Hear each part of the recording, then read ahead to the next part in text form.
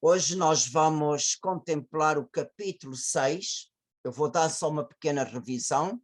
O capítulo 4 do Gênesis foi a história dos dois irmãos, Caim e Abel.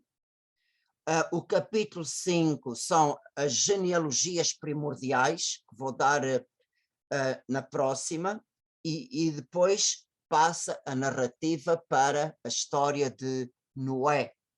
E hoje vamos ver a aliança de Deus com Noé. E por isso a nossa meditação é dos versículos 5 a 8. O Senhor reconheceu que a maldade dos homens era grande na terra, que todos os seus pensamentos e desejos tendiam sempre e unicamente para o mal. O Senhor arrependeu-se de ter criado o homem sobre a terra, e o seu coração sofreu amargamente. E o Senhor disse: eliminarei da face da terra o homem que eu criei, e juntamente com o homem os animais domésticos, os répteis e as aves do céu, pois estou arrependido de os ter feito. Noé, porém, achou graça aos olhos do Senhor. Lembrem-se que na Sagrada Escritura aparece todos os géneros literários. Há muitas maneiras de escrever, há muitas maneiras de narrar um acontecimento. Segundo a inspiração do Espírito Santo, o escritor sagrado, que realmente pôs por escrito este acontecimento, ele, para que melhor seja compreendida a narrativa, ele escreve e descreve Deus à maneira humana, segundo o nosso pensamento humano. E aqui Deus aparece, por exemplo, arrependido de ter criado o homem e também, juntamente com o homem, ele está arrependido de ter criado os animais. Claro que este sentimento humano, o do arrependimento, em Deus não existe. Em Deus não existe, porque nele não há nenhuma mudança. Para Deus, tudo é presente, tudo é agora. Portanto, desde que ele criou todas as coisas, realmente o Senhor já sabe o desenrolar da história humana. E o Senhor, para respeitar, para manter a nossa liberdade, porque Deus não quer que a gente seja robôs, para respeitar a nossa liberdade e as nossas decisões, mesmo que sejam más, Deus utiliza a sua providência. A providência de Deus é uma filha da sua omnipotência.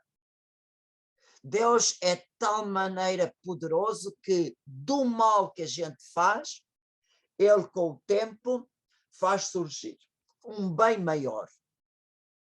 Portanto, em Deus não há arrependimento, como aqui está escrito, mas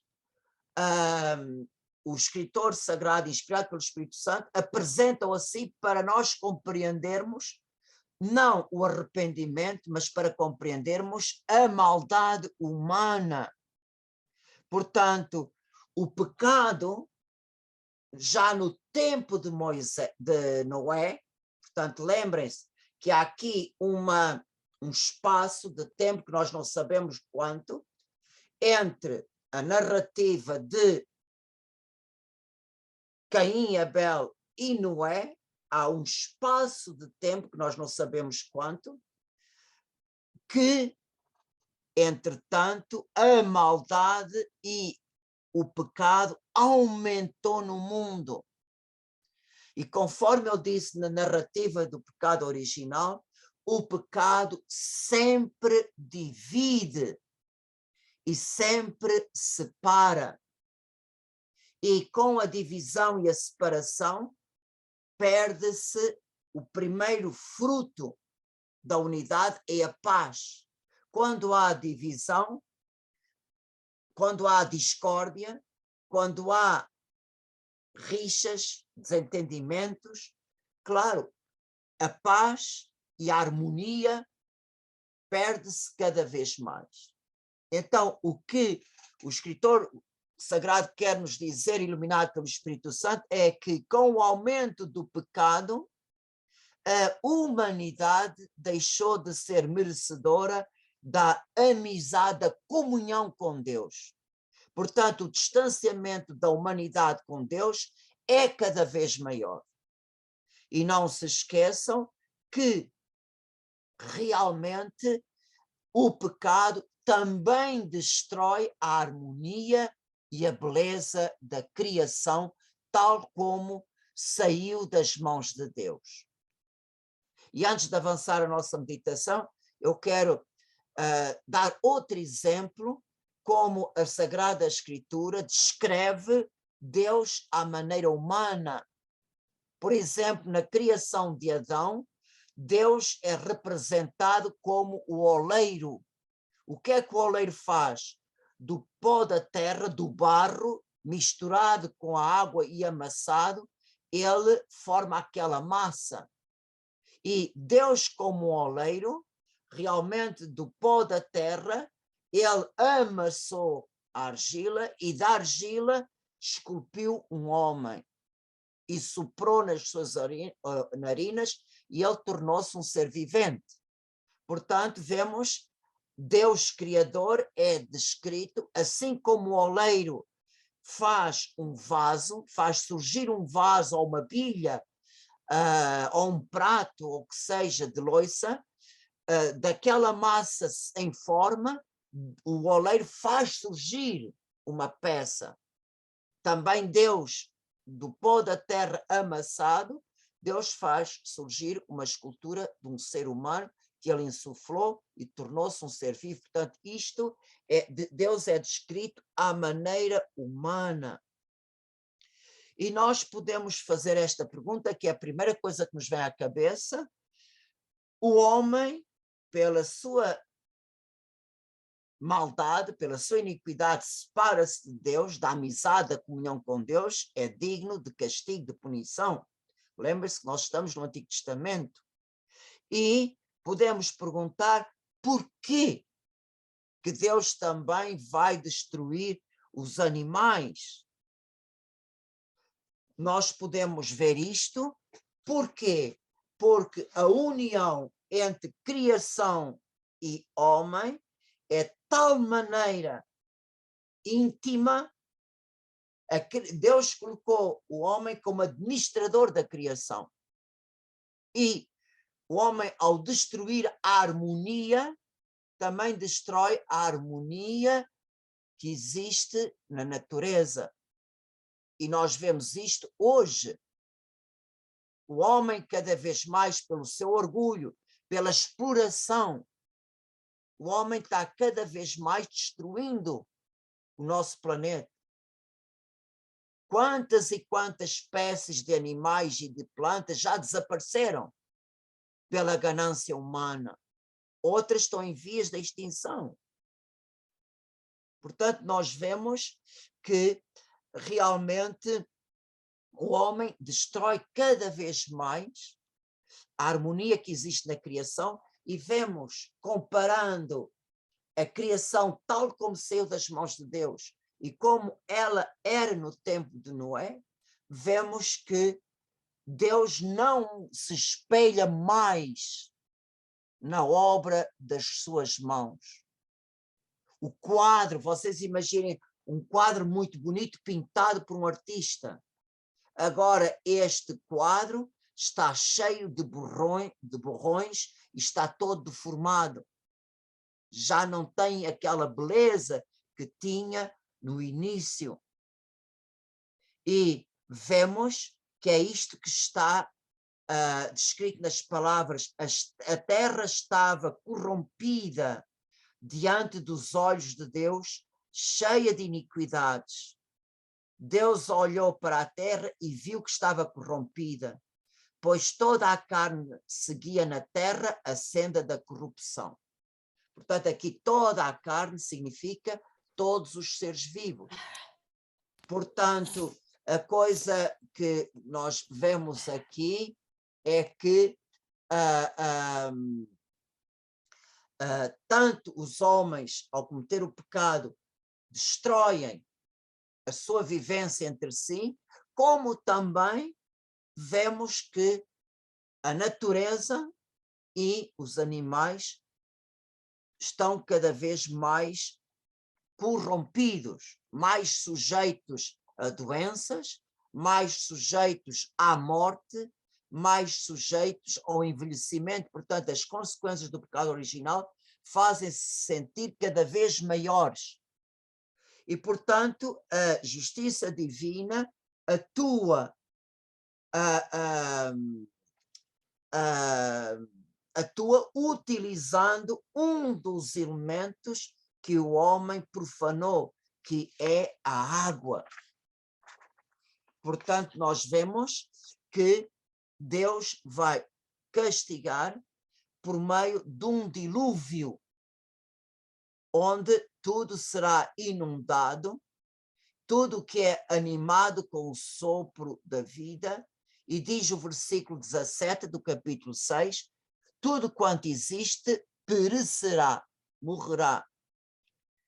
Claro, se nós formos refletir no dilúvio, claro que é um fato histórico que podia ter acontecido e que chegou até ao escritor sagrado pela tradição oral, que o Espírito Santo manteve de pais para filhos, e vemos que este acontecimento primordial aparece narrado em várias civilizações, independentes umas das outras. E, portanto, pode muito bem ter existido. Agora, nós não podemos nem localizar a época e também não podemos localizar a real extensão. Claro, aqui o escritor sagrado diz tudo quanto existe, mas não significa que a terra era toda habitada. Portanto, tudo o que existe que era conhecido. Portanto, aqui esta universalidade é relativo. Portanto, o que o escritor sagrado quer nos dizer, bom, este dilúvio aconteceu naquela área que estava habitada. E será que escapou alguém que vivia fora daquela área? São perguntas que nós não temos resposta e que a Sagrada Escritura não responde. No entanto, o que o texto sagrado quer realçar é que a misericórdia divina triunfa sobre a justiça punitiva, mesmo no Antigo Testamento. Pela graça de um homem, que encontrou graça aos olhos de Deus, Deus poupa do extermínio os seres vivos. É isto que o Senhor diz a Noé nos versículos 19 e 20 do capítulo 6. De tudo o que vive, de tudo o que é carne, farás entrar na arca 2 de cada espécie, um macho e uma fêmea, para os conservares em vida contigo. De cada espécie de aves, de cada espécie de animais, de cada espécie de répteis, virá contigo um casal para os conservares em vida. Portanto, em atenção a um justo, Deus poupa um casal de cada espécie de animais. Portanto, vemos que na Sagrada Escritura, e lembrem-se que nós estamos no Antigo Testamento, nós estamos a narrar acontecimentos primordiais que chegaram oralmente ao povo de Deus. É muito possível que tenha havido uma revelação de Deus primordial no princípio e que com o distanciamento do ser humano de Deus, esta revelação foi-se deteriorando, foi-se deturpando, e houve mesmo partes da humanidade que esqueceram completamente este Deus que se revelou no princípio. E também destes primórdios, não podemos avaliar épocas nem anos, há vários acontecimentos, como se fosse uma colcha de retalhos, vários acontecimentos que foram transmitidos de pais para filhos. E esta tradição oral foi cuidada pelo Divino Espírito Santo. E por isso vemos que esta tradição oral chegou até Abraão, de Abraão passou para Isaac e Jacó, teve a família de Jacó e os seus filhos estiveram no Egito 400 e tal anos, portanto esta tradição, como também a tradição das narrativas dos patriarcas, também passaram de pais para filhos. E o primeiro escrito que foi, o primeiro texto que foi posto por escrito da Sagrada Escritura foi o Cântico de Moisés. É um cântico que exprime a alegria do povo de Deus, o louvor do povo de Deus perante o Deus que salva. Portanto, a primeira experiência que Israel teve de Deus foi: Deus salva. Salva o seu povo pela força do seu braço. E, portanto, é este Deus salva que fez a aliança com o seu povo no Sinai. Temos os 10 mandamentos, as 10 palavras. Provavelmente Moisés, que era um homem estudado, um homem que estudou na corte do faraó do Egito, com certeza que era um grande legislador, porque o direito no Egito era bem desenvolvido, e vemos que Moisés, à volta das 10 palavras, construiu o primeiro, os primeiros preceitos, as primeiras explicações dos 10 mandamentos. E depois, quando o povo entrou na terra prometida e já se instalou, quando principalmente já com David, com Salomão, a partir de Salomão, vemos que Israel tem um período de paz, vemos que Israel tem prosperidade, e é aí que a Sagrada Escritura, a partir de Salomão, que dá uma grande explosão.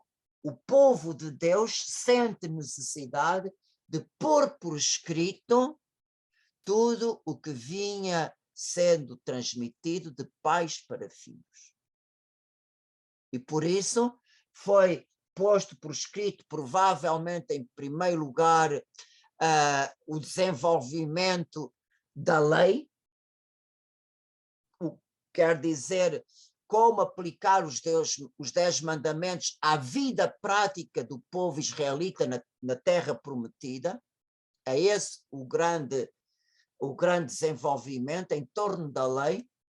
E nós vemos que os sábios, junto com os sacerdotes, que são realmente a classe mais instruída do povo de Deus, este Deus que salva, que Deus que salvou os nossos primeiros pais, com certeza que é o Deus Criador.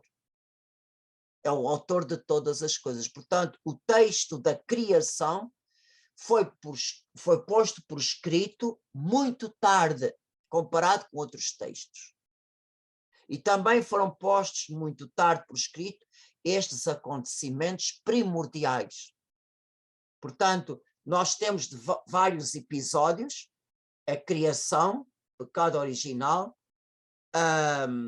Caim e Abel, Noé, Torre de Babel. Portanto, são acontecimentos que eram contos de acontecimentos primordiais que foram postos por escrito, e os autores sagrados viram-se na obrigação de fazer uma ligação de tal maneira que houvesse uma lógica entre um acontecimento e outro. Mas não deve ser interpretado no rigor histórico que sentimos hoje, como eu disse na história dos dois irmãos, que o autor sagrado uniu como sendo filhos biológicos de Adão e Eva, mas com certeza que não são. Porquê? Porque se eles são os primeiros que foram criados, depois de Adão e Eva, como é que Caim tinha medo que o primeiro que o encontrasse o matasse? É porque havia mais. Portanto, nós vemos que há com certeza um espaço onde a humanidade se desenvolveu, e realmente nós temos este acontecimento que o Espírito Santo quer nos mostrar que realmente o crime do sangue é algo abominável e que clama ao céu. Começa o tema do justo sofredor. Temos Noé. Noé se desenvolve o tema da justiça de Deus. Portanto, vemos que na Sagrada Escritura, justiça, muitas vezes a gente pensa em justiça, é dar para baixo. Olho por olho, dente por dente. Não, não é este sentido que se fala de justiça. Justiça, em primeiro lugar, significa santidade, integridade. Deus é justo, Deus é santo. Significa, por exemplo, eu vou-vos dar um exemplo que vocês vão entender imediatamente. Olhem, São José. São Mateus qualifica São José homem justo. O que quer dizer homem justo? Homem íntegro na observância dos mandamentos da lei de Deus.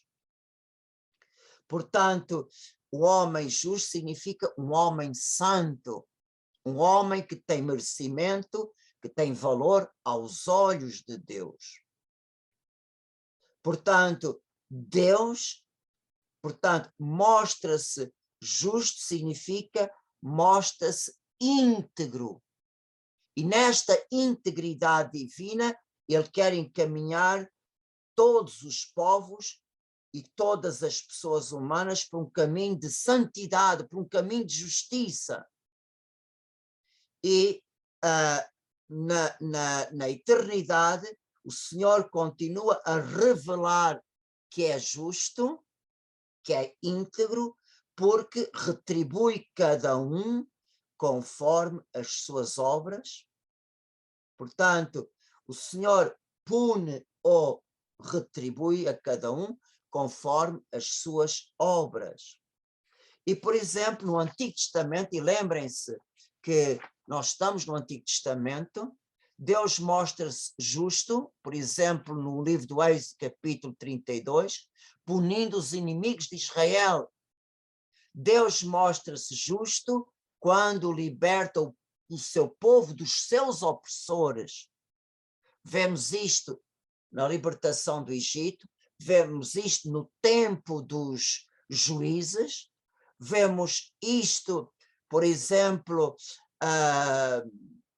no tempo do rei Saul e do rei David.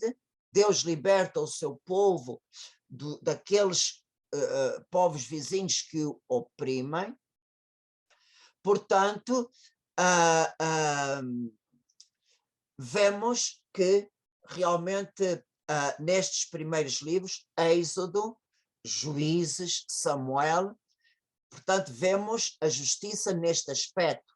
Nos livros proféticos, Deus que pune, Deus que castiga, portanto, já não se dirige contra os inimigos, mas dirige-se contra os pecadores, mesmo contra os israelitas. Portanto, nós vemos que o Senhor vem em defesa dos pobres, dos oprimidos, dos órfãos, das viúvas e do estrangeiro. O povo judeu, instalado na terra prometida, cometeu muitas injustiças. Ele rompeu a aliança. Ele violou os mandamentos. Então, o Senhor vem em defesa daqueles que são injustamente oprimidos, aqueles, até há um profeta que diz: tu compras um pobre por um par de sandálias, um pobre que está trabalhando nos teus campos, tu não dás o justo salário, dás-lhe um par de sandálias usados e pronto, contenta-te com isso que eu te dou. Portanto, nós vemos o Senhor pune realmente as injustiças que clamam ao céu. E isto é os vários sentidos no Antigo Testamento. No Novo, Deus reserva a sua justiça punitiva só para o último dia. Por isso, vemos em Jesus Cristo a salvação que ele trouxe à humanidade foi que o Senhor na cruz transformou a justiça de Deus em misericórdia. E, portanto, apesar de nós merecermos, Jesus está diante do Pai, intercedendo por nós. Jesus diante do Pai está nesta atitude sacerdotal com as mãos elevadas e mostra continuamente ao Pai as suas chagas. Lembra-te, Pai, que eu paguei por eles. Então o Pai, olhando para nós pelas chagas do Filho, o Pai que não quer a morte do pecador, mas que ele se converta e viva, o Pai, em vez de punir-nos imediatamente, ele espera que a gente se converta. Ele dá-nos tempo, o máximo, até a hora da nossa morte.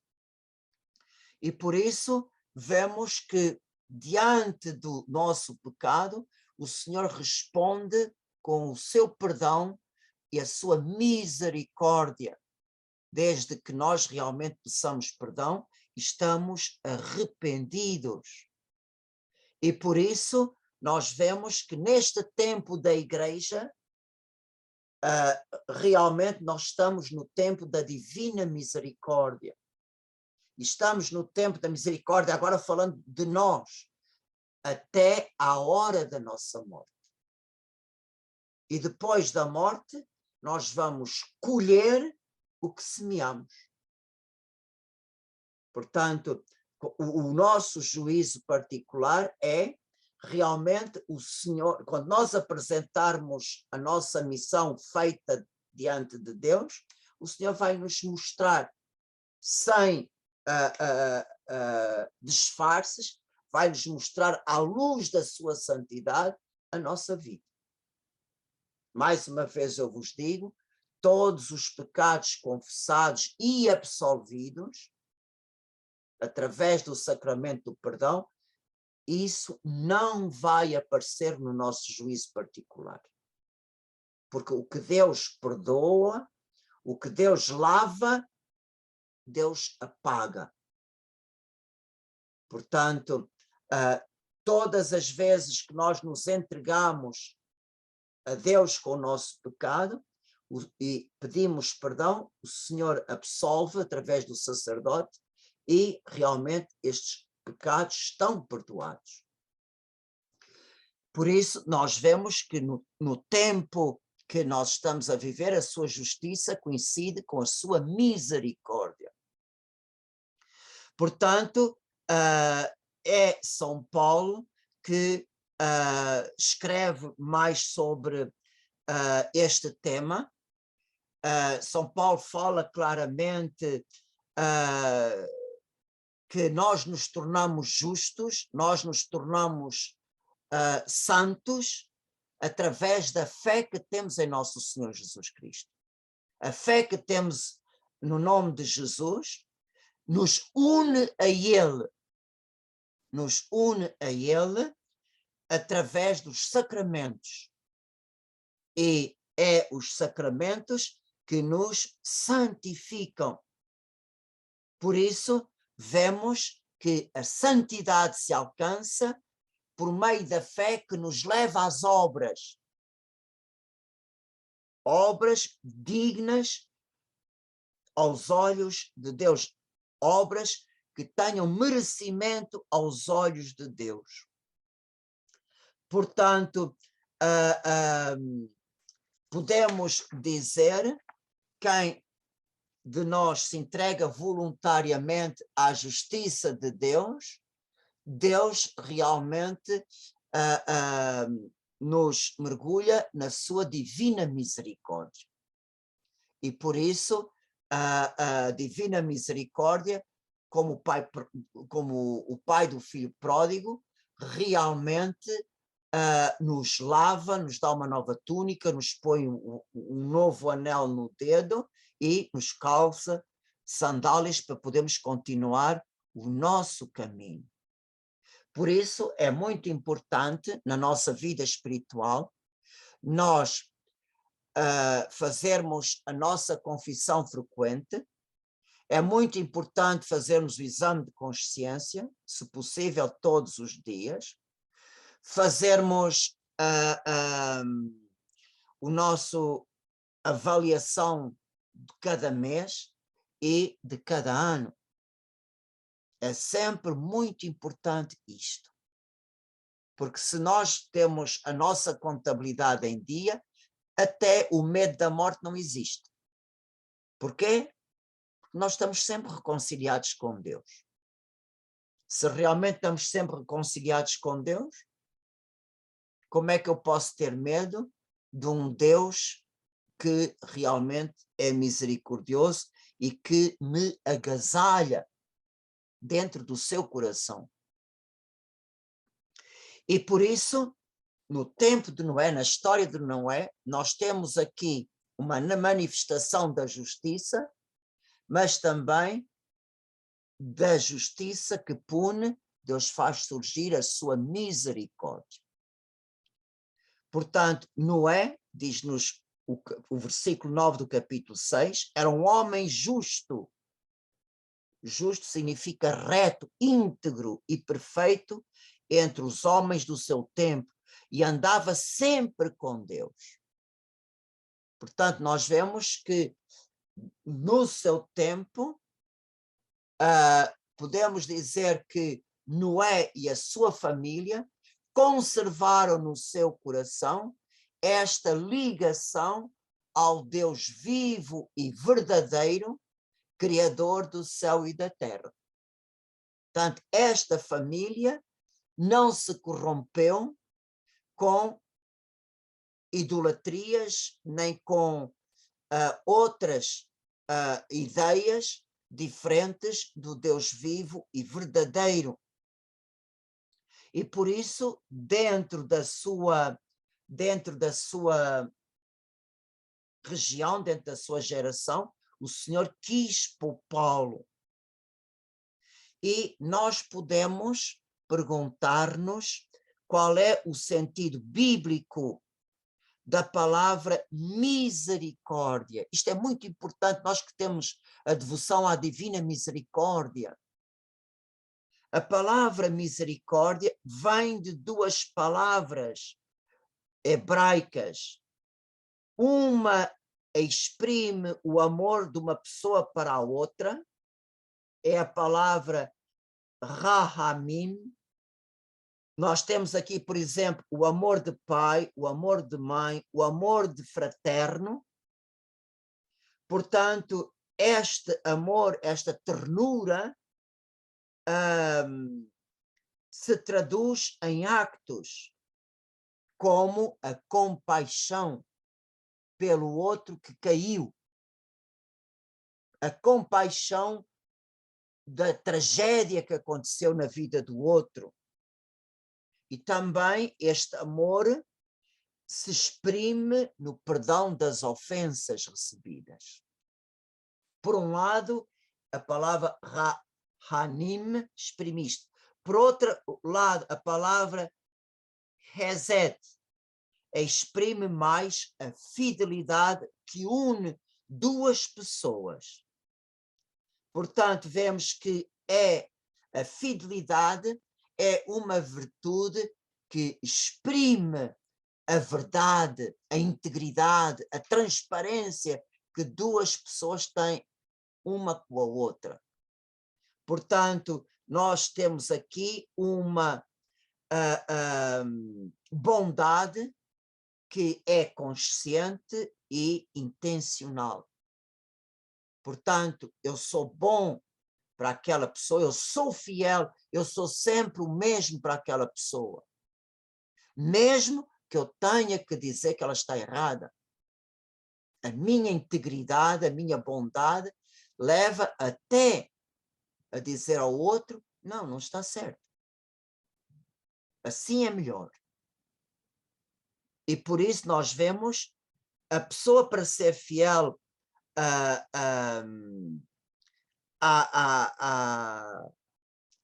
à luz que tem no seu coração, realmente a pessoa em todas as circunstâncias se mostra que é bom. E por isso estes dois aspectos das duas palavras que significam a misericórdia, vemos que não é difícil de compreender o que é misericórdia. Deus manifesta a sua ternura perante a miséria humana. Portanto, e nós devemos ser misericordiosos para com o próximo, à imitação da misericórdia que Deus é para conosco. E por isso a misericórdia divina não se estende somente a Noé, mas também se estende aos animais. Por isso vemos que com a história da salvação, este duplo sentimento de Deus para com o homem vai crescendo e vai se desenvolvendo e vai se enraizando na história do povo de Deus. E claro, em Jesus Cristo, realmente a misericórdia de Deus vai se estender a todos os povos. Por isso é que a aliança que Deus inaugurou por meio do seu Filho é com todas as nações, não é mais só com um povo. Mas vemos que Deus manifesta a sua misericórdia perante um povo. E se vocês puderem, leiam o Salmo 103, que é o Salmo que mais expressa como Deus é misericordioso.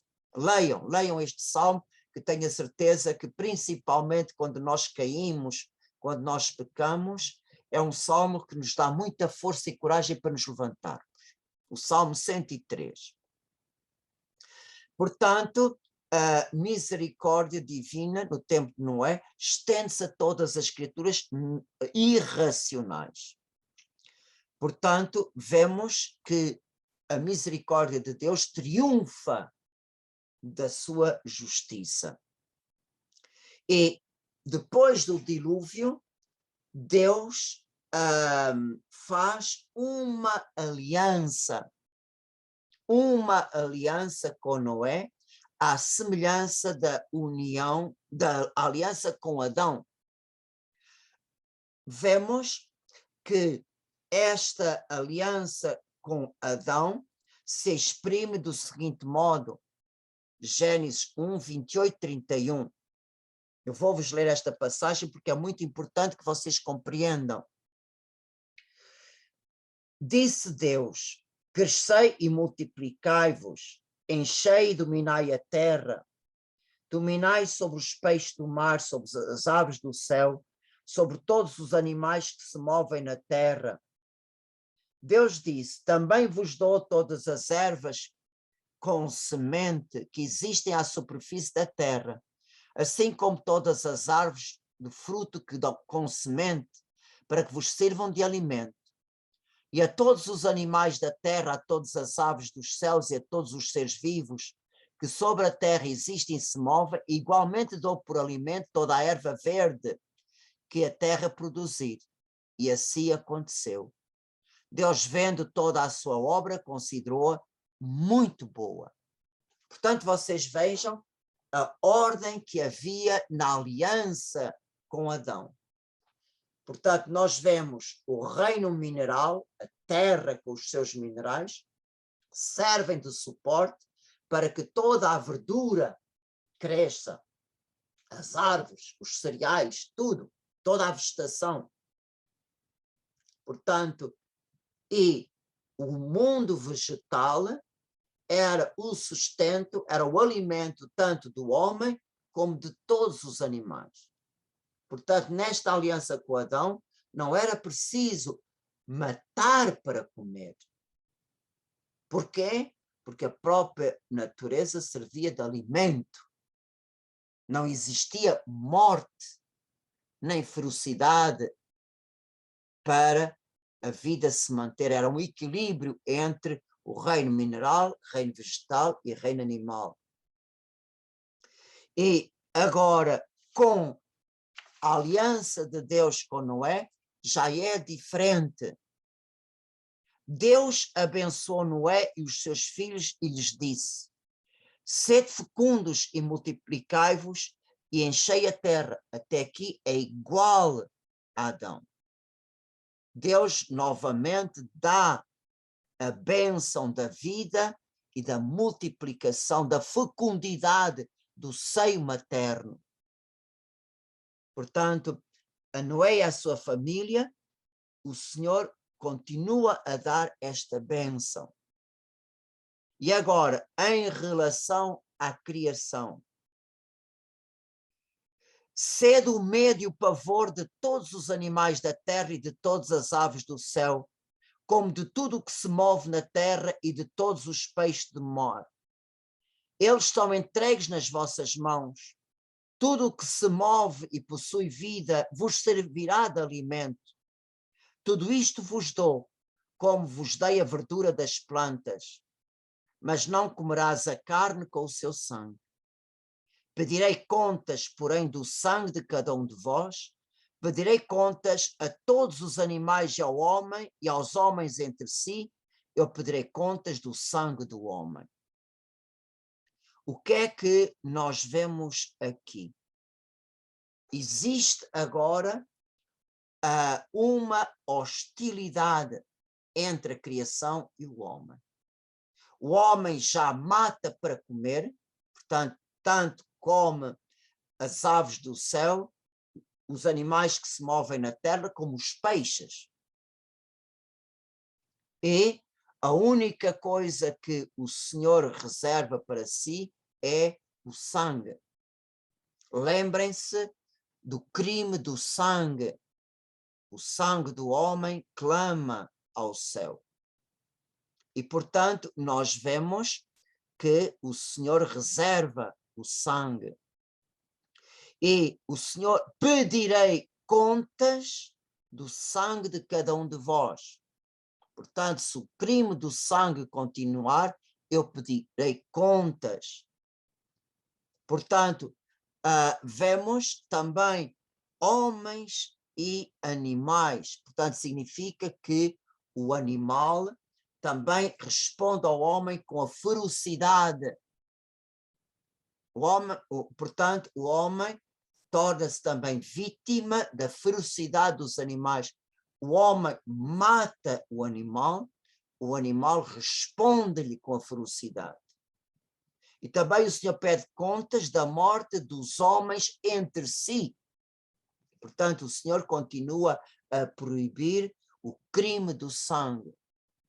E por isso vocês veem já a grande diferença da relação que existe entre os homens, entre si, e a relação dos homens com a natureza, com a criação, com os animais, e a relação dos animais com o próprio homem. Portanto, nós vemos que existe agora uma hostilidade. E nós podemos perguntar por que esta grande diferença destas duas alianças?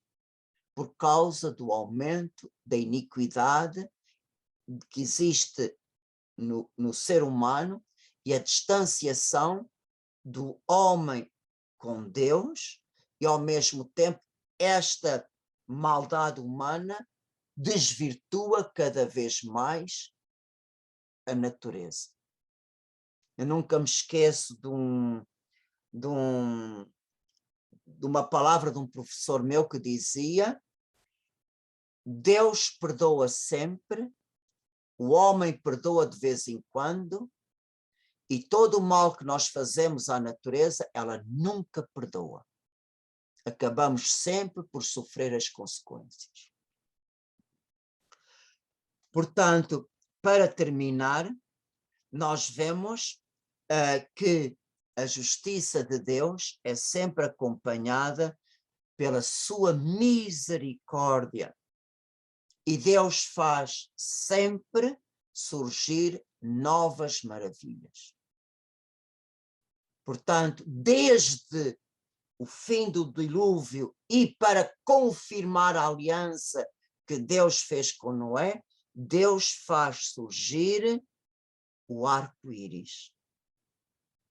Estabelece convosco uma aliança, não mais criatura alguma será exterminada pelas águas do dilúvio, e não haverá jamais outro dilúvio para destruir a terra. Portanto, não mais pode haver inundações, mas um dilúvio que extermine o homem, Deus promete que não haverá outro. E como sinal, realmente aparecerá o arco-íris, e cada vez que aparecer o arco-íris, o Senhor lembra-se da sua aliança com Noé e da sua promessa. E Deus é fiel à sua promessa, porque Ele é verdadeiro. E o Deus verdadeiro é fiel porque é santo. Amém.